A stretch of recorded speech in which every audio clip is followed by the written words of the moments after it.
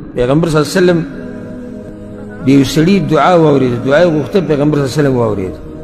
هغه دا وی اللهم انی اسألک، یا الله زه ستا نه سوال کومه، ستا نه دعا غواړمه، بأن لک الحمد، ځکه چې ستا دپاره ستاینه ده.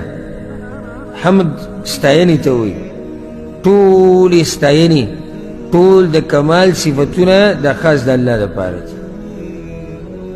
هر چې د مخلوق دپاره ستاینه ده نو هغه داسې نشي کېدی چې ته دا ووایې چې پلانې د ټولو اوچتو صفاتو خاوند دی، دا نشي کېدی. هر انسان کې څه نه څه کمې هغه شتي، چې کمې پکې نشته نو هغه یو ذات دی الله سبحانه وتعالی، هغه کې کمې نشته، هغه کې نقصان نشته. هر مخلوق کائنا من کان چې هر څوک دی او چې ستا په ذهن کې راځي، غټ نه غټ مخلوق که ستا ذهن کې راځي په ده کې کمې شته سوای د الله نه. نو ځکه ټول د کمال صفتونه دا خاص الله لره دي. و یا الله زه تا نه سوال کوم ځکه چې ستا دپاره ستاینه ده، لا اله الا انت، نشتي بې ستا نه د بندګۍ لایق، یوازې ته حقدار یې د بندګۍ. اله معبود ته وایي، خو داسې نشي ویلی، دا ترجمه به غلطه وي چې نشتي معبود مګر ته. معبودان خو شتي،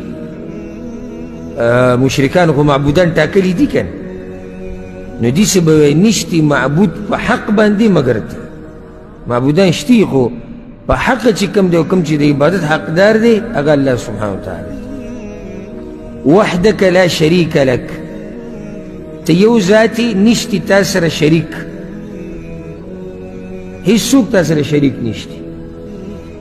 لا شریک لک، هیڅوک سره شریک نشته. د پیغمبر نه والا چې پیغمبران اوچت خلک دي، ورسره ملائکه والا، اولیاء الله، علما، نیکان، مجاهدین، رښتیني، چې څومره خلک دی په ذهن کې راځي. د مخلوق د یوې ذرې پورې په آخره کې په دې هر څه کې د الله سره هیڅوک شریک نشته، هیڅوک د الله سره شریک نشته، نه ولی، نه نبی، نه ګټه، نه ونه، نه بزرګان، او نه پیریان، او نه ملائک. هیڅوک د الله سره د هغه په بچایي کې شریک نشته. لا شریک لک.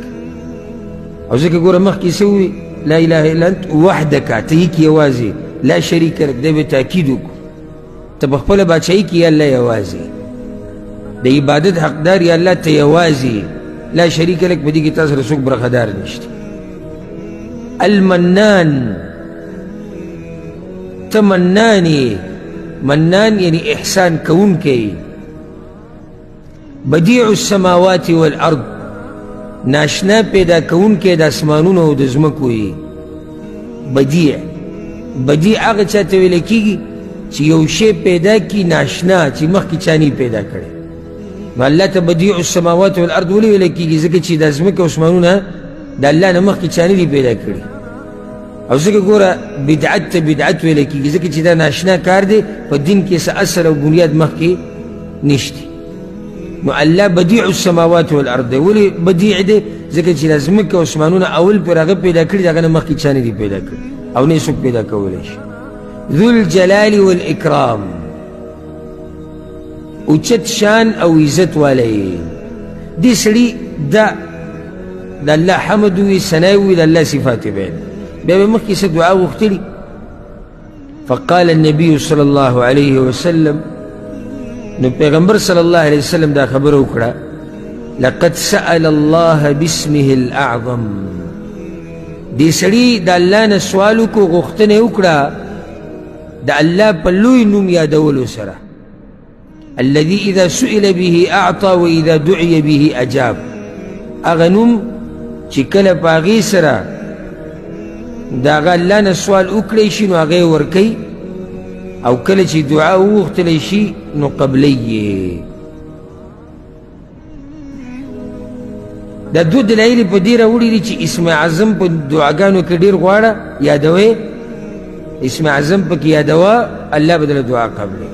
ولته اهم سوال زړه ته راځي چې الله اسم اعظم کم یو دی. زه به مختصر خبر وکړم او که څوک ډېر تفصیل غواړي نو ما د الله نومونه چې کله بیانول نو د هغې په اوله کې په اولني دوه درې درسونو کې دا خبره شوې ده، ښه په تفصیل سره دا خبره واضح شوې ده، ښه په دلایلو سره چې د الله اسم اعظم کم یو دی. په دې کې د علماو لوی اختلاف راغلی دی چې د اسم اعظم د الله لوی نوم کم یو دی چې هغه څوک یاد کړي نو الله ورله هر څه ورکوي. اختلاف د دې د لاسه راغلی دی ځکه چې هلته کوم روایت چې دې باره کې راغلي دي په هغې کې د الله ډېر نومونه ذکر شوي دي، نو څوک وایي هغه به دا نومي، څوک وایي هغه به دا وي، څوک وایي هغه به دا وي. بلکې بعضو علماو خو دا ویلي دي وي اسم اعظم د الله یو خاص نوم نه دی، د الله ټول نومونه چې دي هغه لوی نومونه دي. نو معنی دا شوه چې په دعا کې د الله نومونه ډېر یادوه، الله دله دعاګانې قبلوي. د بعضو علماو دا قول دی و اسم اعظم یو خاص نوم نه دی، هر نوم چې ته د الله یادې نو هغه اعظم دی، هغه لوی نوم دی. الله لوی دی نو نومونه یې لوی دي. او اکثر علما وایي نه، د الله ټول نومونه اوچت دي، دا صحیح خبره ده، خو یو نوم له الله بیا اوچت مقام ورکړی، هغه کم یو دی. بیا په هغې کې اقوال دي د علماو ډېر. څوک وایي هغه دی المنان.